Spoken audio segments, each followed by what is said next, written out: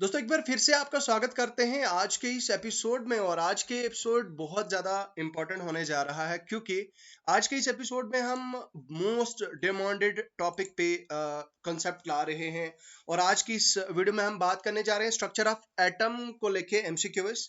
मुझे बहुत सारे एस्पिरेंट्स ने मैसेजेस किए कि सर आप तो फिजिक्स के बैक टू बैक एमसीक्यूएस ला रहे हैं जेकेएसएसबी फॉरेस्टर के लिए स्टॉक असिस्टेंट वेटरनरी फार्मासिस्ट के लिए या फिर फाइनेंस अकाउंट असिस्टेंट के लिए, लेकिन आप केमिस्ट्री और बायोलॉजी के एमसीक्यूएस नहीं ला रहे। तो भाई ठीक है, आई changed my plan and mind और मैंने सोच लिया कि भाई आपको टॉपिक वाइज पहले हर एक टॉपिक की, हर एक सब्जेक्ट की जो है वो दो दो वीडियोस दी जाए। तो स्टार्ट करते हैं आज का ये वीडियो बगैर किसी देरी के। देखिए दोस्तों, अगर आपने हमारे थियोरेटिकल क्वेश्चंस देखे होंगे, हमारी थ्योरी सेक्शंस देखे होंगे, आपने देखा होगा कि हमने एटॉमिक स्ट्रक्चर पढ़ा लिया है। एटॉमिक स्ट्रक्चर बहुत बहुत ज्यादा जरूरी है भाई, यहां से क्वेश्चन आने के बहुत ज्यादा चांसेस होते हैं। तो मैंने, आप याद कीजिए मेरे दोस्तों, मैंने आपको पढ़ाया था एटॉमिक स्ट्रक्चर में एटम्स के। मैं थोड़ा सा आपको एटॉमिक स्ट्रक्चर के बारे में थोड़ा सा ब्रीफ आइडिया दे दूंगा, उसके बाद हम एमसीक्यूएस पे जाएंगे। और ध्यान दीजिए दोस्तों, मैं एमसीक्यूएस में एक एमसीक्यू पे बहुत सारे कॉन्सेप्ट्स आपको बताऊंगा। तो आपने क्या करना है, कॉपी और पेन साथ लेके बैठना है और उसके बाद जो है लिखते जाना है जो जो मैं इंपॉर्टेंट बताते जाऊंगा। सबसे पहली बात करते हैं दोस्तों, एटम्स को क्या कहा जाता है? एटम्स को कहा जाता है, क्या कहा जाता है? बेसिस। बेसिस क्या कहा जाता है? Basis of chemistry. Basis of chemistry, ठीक है। तो भाई एटम्स को कहा जाता है बेसिस ऑफ केमिस्ट्री। तो यहां पे जो है वो इनफैक्ट हमें यह भी कहा जाए कि, अगर हम ये भी कहें कि भाई in fact they are the basis of universe, ठीक है। अगर आप स्ट्रक्चर ऑफ एटम पढ़ने जा रहे हैं तो भाई इतना चीज तो आपको पता होना चाहिए। अब देखिए महर्षि कानंद, मैं एक बार नाम यहां पे लिख देता हूं, बहुत इंपॉर्टेंट नाम है। MAHARISHI, महर्षि कानंद, KANAND। भाई ये कौन थे? महर्षि कानंद कौन थे? वो पहले आदमी थे जिन्होंने कॉन्सेप्ट दिया था कि ये जो मैटर बना होता है भाई, जो मैटर होता है, मैटर स्मॉलेस्ट पार्टिकल का बना होता है और उसका नाम क्या होता है? छोटे छोटे पार्टिकल्स का बना होता है और उनको हम एटम बोलते हैं। अब मैटर, अब सवाल आता है कि भाई आप बताओगे सर मैटर क्या होता है? अब मैटर तो आपने पढ़ लिया है, मैटर क्या होता है? Anything which occupies space and has weight is called matter. कोई भी ऐसी चीज जो स्पेस ऑक्यूपाई करे, वेट हो और जो है वो उसको हम क्या कहते हैं? मैटर कहते हैं। नाउ द क्वेश्चन कम्स कि आपका जो महर्षि कौन थे? पहले ऐसे पर्सन थे जिन्होंने क्या कहा कि मैटर एक ऐसा मतलब मैटर जो है वो एक ऐसी चीज है जो बहुत सारे छोटे छोटे स्मॉलेस्ट पार्टिकल्स का बना हुआ है, ठीक है। तो उनको हम क्या बोलते हैं? हिंदी में परमाणु बोलते हैं। क्या बोलते हैं? मैं यहाँ पे वर्ड लिख देता हूं, परमाणु, PARMANU। ये उन्होंने कहा था भाई, परमाणु उनको कहते हैं। उसके बाद भाई साहब जॉल डाल्टन, भाई John Dalton, JOHN, John Dalton भैया आते हैं, ठीक है। वो क्या करते हैं? जॉन डाल्टन आते हैं और वो कहते हैं कि भाई particles particles are called that particles by the name of atoms. तो भाई जो पार्टिकल्स होते हैं उनको उन्होंने नाम ही दे दिया, नेम ऑफ एटम्स, ठीक है। तो नेम ऑफ किसके? एटम्स, ठीक है, नेम ऑफ पार्टिकल्स। अब देखिए, उसके बाद आपने जॉन डाल्टन्स एटॉमिक थ्योरी पढ़ी होगी, खैर उस पर मैं उतना ज्यादा डीप नहीं जाऊंगा। करते हैं आज का ये पहला जो आपका क्वेश्चन है उसकी तरफ आगे बढ़ते हैं। मैंने यहाँ पे थोड़ा सा जो है वो इसको मैं जूम इन करता हूं ताकि आपको पहले ही जो है वो आंसर विजिबल ना हो। तो ये देखिए भाई, बताइए जो चार्ज होता है प्रोटॉन पे चार्ज क्या होता है? तो क्या होता है प्रोटॉन पे चार्ज? अब आपको पता है कि भाई प्रोटॉन, प्रोटॉन का मतलब क्या होता है? पॉजिटिव चार्ज, ठीक है। क्या होता है प्रोटॉन का मतलब? जस्ट अ सेकेंड, वो होता है पॉजिटिव चार्ज। यहाँ पे आप देख सकते हैं इसका आंसर। बहुत ही ज्यादा बेसिक क्वेश्चन है। हालांकि यहाँ पे लोग जो है वो इसमें गलतियां करते हैं, लोगों को कंफ्यूजन होती है इस क्वेश्चन में। देखिए इस क्वेश्चन को लाने का मकसद नहीं बनता था, लेकिन स्टिल लोग क्या करते हैं कि लोगों को कंफ्यूजन होती है। तो प्रोटॉन को कभी कभी नेगेटिव चार्ज, नेगेटिव जो होता है, नेगेटिव चार्ज को क्या कह लेते हैं? प्रोटॉन। और प्रोटॉन को क्या कहते हैं? ये जो नेगेटिव जो पॉजिटिव चार्ज होता है उसको कहते हैं इलेक्ट्रॉन। तो इसमें कंफ्यूजन नहीं होनी चाहिए भाई, ये बेसिक बेसिक चीजें हैं। तो प्रोटॉन क्या होता है, एक पॉजिटिव चार्ज होता है। क्या होता है आपका, पॉजिटिव चार्ज होता है, ठीक है। नेक्स्ट, तो यहाँ पे देखिए आपको मैं बता दूं एडिशनली आपकी इंफॉर्मेशन के लिए, प्रोटॉन क्या होता है, प्रोटॉन के ऊपर कौन सा चार्ज होता है, पॉजिटिव चार्ज होता है। इलेक्ट्रॉन के ऊपर नेगेटिव चार्ज होता है, और न्यूट्रॉन के ऊपर क्या होता है, ये जीरो चार्ज होता है, मतलब इस पे कोई भी चार्ज नहीं होता, ये न्यूट्रल होता है। नेक्स्ट, तो यहाँ पे देखिए कौन थे ऐसे, कौन भाई साहब थे जिन्होंने जो डिस्कवरी की थी इलेक्ट्रॉन की। तो इलेक्ट्रॉन की थ्योरी, इलेक्ट्रॉन की जो डिस्कवरी है दोस्तों किसने की थी, तो वो की थी जॉन जे जे थॉमसन भैया ने। किसने की थी, याद रखिएगा दोस्तों, जे जे थॉमसन भैया ने, ये याद रखिएगा, ठीक है। उसके बाद रदरफोर्ड मॉडल ऑफ एटम, भाई आपने पढ़ा होगा रदरफोर्ड के बारे में, ठीक है। उसके अलावा नील बोर्स के बारे में मैंने पढ़ा है पीछे, जेम्स क्लर्क मैक्सवेल की इक्वेशन है, उसके बारे में भी मैंने आपको पिछली वीडियोस में जो है वो कॉन्सेप्ट्स दिए थे, बताया था, ठीक है। तो चलिए अब देखिए यहाँ पे मैं एक चीज आपको बताता हूँ, एक जो इंपॉर्टेंट इंफॉर्मेशन है वो मैं बताता हूँ आपको। देखिए जो इलेक्ट्रॉन है, इलेक्ट्रॉन को किसने किसने डिस्कवर किया था, जे जे थॉमसन ने। किसने डिस्कवर किया था, जे जे थॉमसन ने। अब इलेक्ट्रॉन का जो चार्ज होता है दोस्तों, मेरे दोस्तों, वो क्या होता है, चार्ज ऑन इलेक्ट्रॉन किसके बराबर होता है, -1.6 इंटू 10⁻⁻⁻19 कोलम्ब, ये होता है चार्ज ऑन इलेक्ट्रॉन, ठीक है। उसके बाद अगर हम प्रोटॉन की बात करें तो प्रोटॉन का चार्ज किसके बराबर होता है, 1.6 इंटू 10⁻⁻19 कोलम्ब, तो ये होता है प्रोटॉन का चार्ज। उसके बाद जो मास होता है, मास, ठीक है, मास होता है इलेक्ट्रॉन का, मास किसके बराबर होता है, 9.1 इंटू 10⁻31 ग्राम। तो भाई ग्राम किलोग्राम में बड़े लोग कंफ्यूज होते हैं, यहाँ पे याद रखिएगा ये ग्राम है, ठीक है। उसके बाद जो मास ऑफ प्रोटॉन होता है, ये मैं इधर लिख देता हूं इलेक्ट्रॉन। तो यहाँ पे जो मास ऑफ प्रोटॉन होता है मेरे दोस्तों, प्रोटॉन क्या होता है, मास इसका भी होता है 1.6 इंटू 10⁻⁻27 kg। तो भाई ये वैल्यूज याद रखिए, बहुत बार एग्जाम में पूछी जाती हैं भाई, बेसिक बेसिक वैल्यूज पूछी जाती हैं। हमें ये चीजें जो है वो इग्नोर करते हैं, लेकिन फिर बाद में एक क्वेश्चन हम गलत कर लेते हैं, उसकी उसकी वजह से हमें क्या है कि हमें भारी भरकम जो है वो नुकसान जो है वो झेलना पड़ता है, ठीक है। तो ये होता है। बाकी एडिशनली अगर मैं आपको न्यूट्रॉन के बारे में बात करूं, न्यूट्रॉन के बारे में बात करूं, तो न्यूट्रॉन किसने दिया था, न्यूट्रॉन रखिएगा, मैंने बताया था आपको पिछली थ्योरी क्लासेस में, जेम्स चार्डविक ने। किसने, जेम्स चार्डविक ने न्यूट्रॉन के बारे में, न्यूट्रॉन का कंसेप्ट दिया था। और उसके अलावा कोई और चीज है, ठीक है। हाइड्रोजन और प्रोटियम जो है वो ओनली एटम है जो जिनमें देखिए हाइड्रोजन, ये याद रखिएगा, ये टिटबिट इंफॉर्मेशन से याद रखिएगा, हाइड्रोजन और एक प्रोटियम, PROTIUM, भाई ये हाइड्रोजन और प्रोटियम ये एक ऐसे जो है वो एटम्स हैं जिनमें that does not possess neutron, इनमें जो है वो न्यूट्रॉन नहीं होते हैं, ठीक है। तो ये याद रखिएगा, बहुत ज्यादा जरूरी है मेरे दोस्तों। चलिए नेक्स्ट क्वेश्चन की तरफ बढ़ते हैं। यहाँ पे देखिए, ये मैंने कुछ और एक्स्ट्रा इंफॉर्मेशंस लिखी हैं आपके लिए। यहाँ पे देखिए, जे जे थॉमसन कौन थे, जे जे थॉमसन एक इंग्लिश फिजिस्ट थे जिन्होंने डिस्कवर किया इलेक्ट्रॉन को साल 1897 में।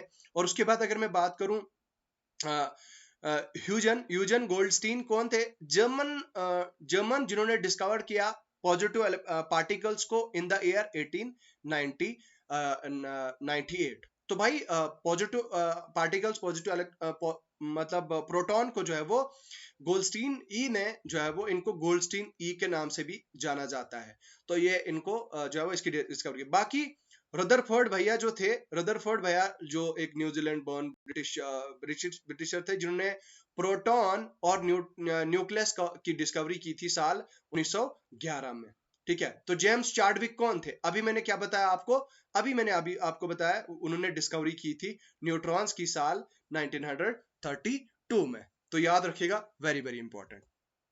नेक्स्ट क्वेश्चन देखिए, यहाँ पे मैंने जो है दोस्तों आपको इसका आंसर लिखा हुआ है। तो मैं एक बार यहाँ पे थोड़ा सा आपका जो आंसर है ये मैं इसको यहाँ पे एक सेकंड, चलिए हम इसको नेक्स्ट जो है वो पीपीटी में इसको यहाँ पे आंसर को हटा देंगे, क्योंकि आप एमसीक्यूएस करेंगे तो आपको कोई फायदा नहीं होगा। लेकिन खैर हमारा मकसद यहाँ पे है आपको ज्यादा से ज्यादा क्वेश्चन के बारे में नॉलेज देना। तो भाई यहाँ पे फिर वो बात की जा रही है इलेक्ट्रॉन मास, जो इलेक्ट्रॉन का मास होता है, इलेक्ट्रॉन और प्रोटॉन का मास जो है वो, what is the mass of an electron compare to the proton. जब भाई मास इलेक्ट्रॉन इलेक्ट्रॉन और प्रोटॉन का जो मास होता है, इसको मैं ऐसे शॉर्ट लिखता हूं ईएम और पीएम। तो मास ऑफ द इलेक्ट्रॉन और मास ऑफ द प्रोटॉन, भाई इनका कंपैरिजन क्या है। तो अभी थोड़ा याद कीजिए मैंने क्या बताया था, मास ऑफ इलेक्ट्रॉन किसके बराबर होता है, अब याद रखिएगा वो होता है 9.1 इंटू 10⁻⁻31 ग्राम। ठीक है मेरे दोस्तों। उसके बाद जो मैंने आपको इलेक्ट्रॉन का प्रोटॉन का चार्ज बताया था 1.6 इंटू 10⁻27 ग्राम। ठीक है, याद रखिएगा ये होता है मास ऑफ इलेक्ट्रॉन और ये होता है मास ऑफ प्रोटॉन। तो इनके बीच में यहाँ पे ऑब्वियसली बात है भाई। अब क्वेश्चन क्या है भाई, क्वेश्चन कभी कभी कंफ्यूजिंग हो जाता है और मतलब क्वेश्चन में क्या होता है कि गड़बड़ हो जाता है। मतलब हम ज्यादा सोचते नहीं है क्वेश्चन क्या पूछा है तो फिर हम गड़बड़ी कर देते हैं।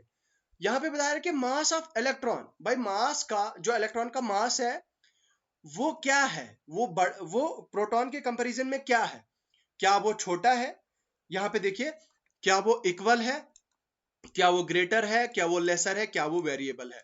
तो भाई बताइए आंसर। तो इसका ऑब्वियस सी बात है, यहाँ पे सीधी सीधी बात दिखाई देती हुई दे रही है कि इसका जो है वो लेसर है एज कंपेयर, क्योंकि यहाँ पे इसकी जो है वो वैल्यू यहाँ पे मैंने आपको ऑलरेडी बता दी।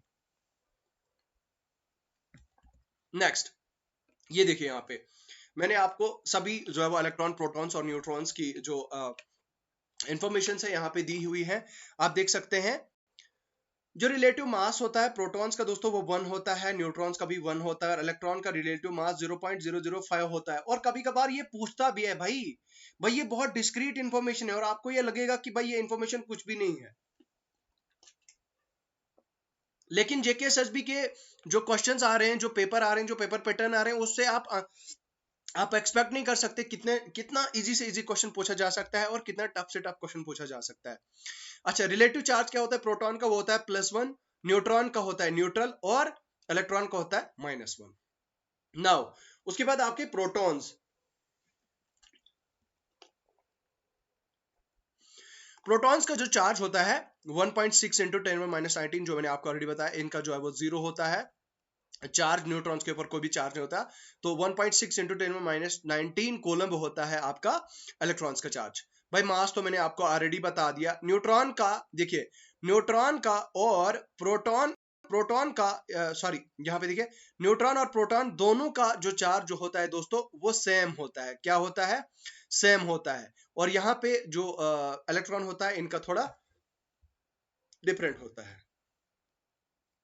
अच्छा, सबसे इंटरेस्टिंग जो न्यूक्लियस होता है मेरे दोस्तों, nucleus nucleus of an atom is composed of, भाई न्यूक्लियस न्यूक्लियस जो एटम के होता है उसमें क्या क्या होता है, इलेक्ट्रॉन होता है, प्रोटॉन होता है, इलेक्ट्रॉन न्यूट्रॉन होता है, प्रोटॉन एंड न्यूट्रॉन होता है, या फिर ओनली प्रोटॉन्स होता है। तो भाई इसका आंसर क्या हुआ, इसमें क्या होता है, प्रोटॉन एंड न्यूट्रॉन है इसका आंसर, ऑप्शन सी। देखिए आपने देखा होगा कि जो आपका न्यूक्लियस होता है, न्यूक्लियस आपको याद, अभी अभी मैंने थोड़ी देर पहले बताया था, कौन थे ऐसे रुदरफोर्ड। ठीक है, रुदरफोर्ड एक ऐसे साइंटिस्ट थे जिन्होंने क्या क्या काम किया था, डिस्कवरी की थी किसकी, न्यूक्लियस की। आप याद कीजिए मैंने जब थ्योरेटिकल क्लासेस आपको कराई थी वहां पे मैंने आपको बताया था, तो रुदरफोर्ड कौन थे, जिन्होंने डिस्कवरी की थी किसकी, न्यूक्लियस की मेरे दोस्तों। तो न्यूक्लियस की जब उन्होंने डिस्कवरी की थी किससे, वो भी आपको मैंने पढ़ाया था, by alpha scattering scattering alpha scattering experiment. ठीक है, बाय अल्फा स्कैटरिंग एक्सपेरिमेंट। और आपको मैंने बताया था कि भाई उन्होंने एक इस तरह से गोल्ड फायर रखी थी, यहाँ से इस तरह से एक फिल्म रखी थी, यहाँ पे इस तरह से उन्होंने स्ट्राइक उसको इट वाज मेड एबल, इस तरह से जो है वो इन्होंने यहाँ से एक अल्फा पार्टिकल का सोर्स रखा था, यहाँ से बीम्स वो जा रही थी और इस तरह से वो स्ट्राइक करके यहाँ पे जा था। और कुछ ऐसे मतलब मोस्ट ऑफ द जो चार्ज जो जा रहा था यहाँ से, वो स्ट्राइक करके जा रहा था बाहर, मतलब कर रहा था, लेकिन यहाँ पे कुछ ऐसे जो यहाँ पे स्ट्रांगली यहाँ पे इसके साथ स्ट्राइक करके वापस आ रहा था, अपना रास्ता यहाँ पे स्ट्राइक करने के बाद वापस आता था। तो उससे जो है वो हमने डिस्कवरी डिस्कवरी उन्होंने की थी न्यूक्लियस की। और ये भी चीज उन्होंने बताई थी कि भाई जो न्यूट्रॉन, जो आपका न्यूक्लियस होता है, न्यूक्लियस ही ऐसी चीज है, मतलब इसको हेवनली बॉडीज के साथ कंसिडर किया था, जैसे हमारे सोलर सिस्टम में होता है ना, मतलब सन के चारों चारों तरफ जो है वो सारे पार्टिकल्स जो है वो घूमते हैं। मतलब मान लो ये आपका सन है, और इस सन के अराउंड में सभी जो जितने भी प्लेनेट्स है वो सारे घूमते हैं। तो इस तरह से उन्होंने कहा कि भाई जो जो न्यूक्लियस होता है, न्यूक्लियस न्यूक्लियस में जो आपका न्यूक्लियस होता है, उसके अराउंड में जो है वो आपके इलेक्ट्रॉन्स घूमते हैं। यहाँ पे बताया गया था, nucleus consist of positively charge protons and electrically neutron.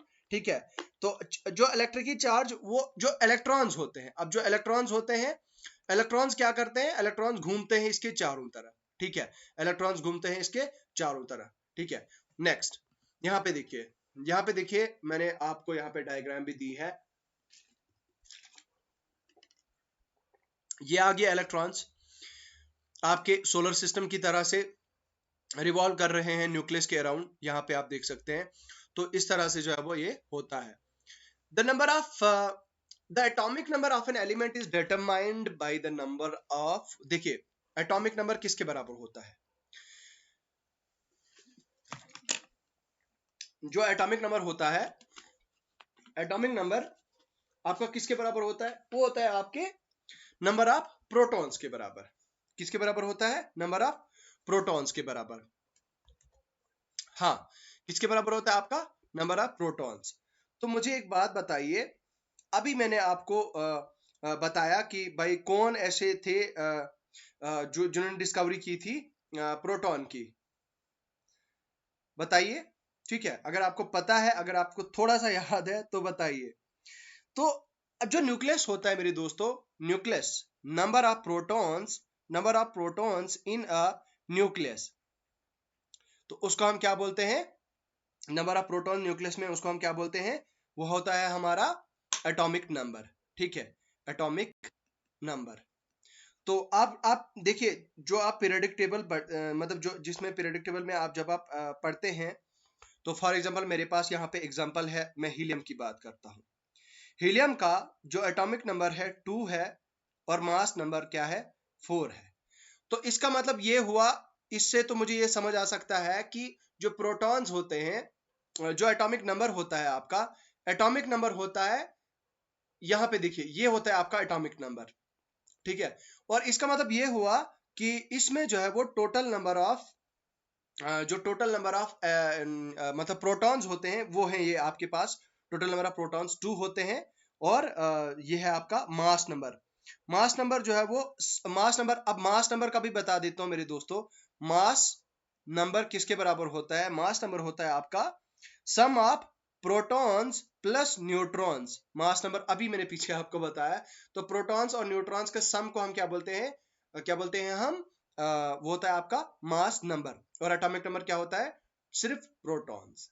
ठीक है, चलिए नेक्स्ट, नेक्स्ट क्वेश्चन क्या है आपका, ये देखिए यहाँ पे मैंने आपको ऑलरेडी यहाँ पे एग्जांपल दी है। Next, what is the charge on an alpha alpha particle.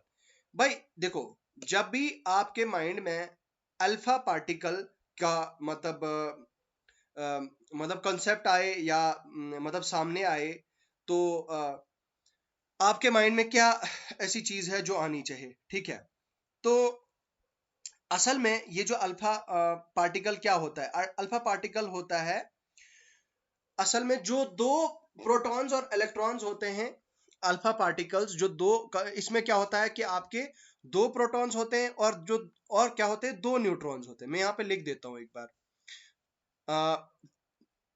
2 protons plus 2 neutrons. ठीक है, तो दो प्रोटॉन और दो न्यूट्रॉन जब bound together in A particle, ठीक है, दो प्रोटॉन और दो न्यूट्रॉन जो है वो जब बाउंडेड हो कहीं पे, मतलब न्यूट्रॉन, दो न्यूट्रॉन जब कहीं पे जो है वो बाउंडेड हो, तो वो बनाते हैं आपका अल्फा पार्टिकल। ठीक है, अल्फा पार्टिकल। तो अब वो जनरली हम वो किसके किसके जरिए से, वो किसके थ्रू बनाए जाते हैं, अल्फा डीके प्रोसेस से। किससे बनाया जाता है, अल्फा डीके प्रोसेस के थ्रू बनाए जाते हैं, ठीक है। तो उसके बाद अल्फा पार्टिकल्स जो उनका बाकी इसके अलावा जो उनके उनके बारे में एडिशनल जो है वो कॉन्सेप्ट है, वो क्या है कि अल्फा पार्टिकल्स जो आपने देखा होगा कि भाई जितनी जितनी भी बड़ी बड़ी मतलब बम्बार्डमेंट्स होती हैं, जितने भी बड़े बड़े एक्सपेरिमेंट्स होते हैं, तो वो उनमें जो है वो हमारा अल्फा पार्टिकल्स का काफी ज्यादा रोल रहता है, ठीक है। तो चलिए नेक्स्ट की तरफ बढ़ते हैं आगे। यहाँ पे हाँ, तो क्वेश्चन इसका आंसर क्या था, चार्ज क्या होता है इसके ऊपर चार्ज जो है वो आपका पॉजिटिव होता है। नेक्स्ट ये देखिए यहाँ पे, an alpha particle is a particle that is identical to helium 4 nucleus। तो भाई हीलियम 4 न्यूक्लियस के आइडेंटिकल होता है। तो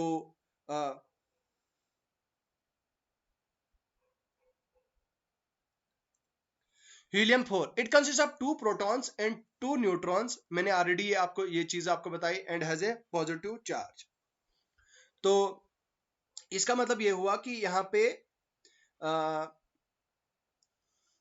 यहाँ पे देखिए, ये है आपका एटॉमिक नंबर, ये है आपका मास नंबर। तो ये देखिए यहाँ पे ये इन दो का जो कॉम्बिनेशन है, इसको हम क्या बोलेंगे, आपका अल्फा पार्टिकल बोलेंगे। अब देखिए इस तरह से होता है आपका पेरेंट, और इस तरह से इसका ये इसको हम डिनोट करते हैं, ये आ गया डॉटर, और ये आ गया आपका जो है वो होता है आपका alpha particle. Next, who propose the planetary model of atom with electrons orbiting around the nucleus. तो भाई बताओ किसने ये कॉन्सेप्ट दिया, प्लेनेटरी मॉडल ऑफ एटम तो orbiting around the nucleus in the fix path. तो अभी मैंने आपको क्या बताया, शायद मैंने आपको इसके बारे में नहीं बताया, लेकिन कौन थे ऐसे, ये नील बोहर थे। कौन थे ये, नील बोहर। यहाँ पे मैंने आंसर खैर लिख दिया है नीचे। तो नील बोहर जो थे, उन्होंने 1913 में ये कॉन्सेप्ट दिया था आपका, किसका, प्लेनेटरी मॉडल ऑफ एटम के बारे में जो है वो उन्होंने कॉन्सेप्ट दिया था। तो electron revolve around the fix, मतलब रिवॉल्व करते हैं फिक्स ऑर्बिट में। तो जस्ट लाइक सन, मैंने अभी बताया था ना आपको, सन के अराउंड जो बाकी प्लेनेट्स जिस तरह से मतलब मूव करते हैं इस तरह से। तो वो किसने दिया था, नील बोहर ने दिया था साल 1913 में। ये इन्होंने एक कॉन्सेप्ट दिया था एटम के बारे में। यहाँ पे देखिए, ये मैंने आपको ये ऑलरेडी दिया हुआ है। तो मास नंबर किसके बराबर है, मास नंबर, ये क्वेश्चन खैर रिपीट हो रहा है। What is the charge of A neutron. Neutron का चार्ज क्या होता है, न्यूट्रल होता है, ये तो भाई आपको पता ही है। The chemical properties of an atom, the chemical properties of an atom are primarily determined by its, थोड़ा सा इस कॉन्सेप्ट की अगर हम बात करें तो ये क्या कहता है, the chemical properties of an atom are primarily determined by, किससे डिटरमाइन की गई होती हैं, तो भाई इसका आंसर है इलेक्ट्रॉन्स। तो भाई जो सारी केमिकल प्रॉपर्टीज होती हैं एक एलिमेंट की, वो सारी डिटरमाइन होती हैं आपके इलेक्ट्रॉन से। तो ये है आज का हमारा सेशन। मुझे लगता है ये आज का जो है वो ये आज का हमारा एक इंटरेस्टिंग जो है वो सेशन रहा है। मैं उम्मीद करूंगा दोस्तों आगे इसी तरह से बहुत जबरदस्त सेशंस आप लोगों के लिए लाऊं और आप लोगों की हेल्प हो। मेरा मकसद है कि आप लोगों की हेल्प ज्यादा से ज्यादा की जाए और आपको जेन्युइन कंटेंट दिया जाए, ठीक है। तो चलिए, मुझे लगता है आज की इस वीडियो में फिलहाल इतना ही है, वक्त बहुत हो चुका है दोस्तों। यहीं पे हम अपनी रिकॉर्डिंग को बंद कर देते हैं।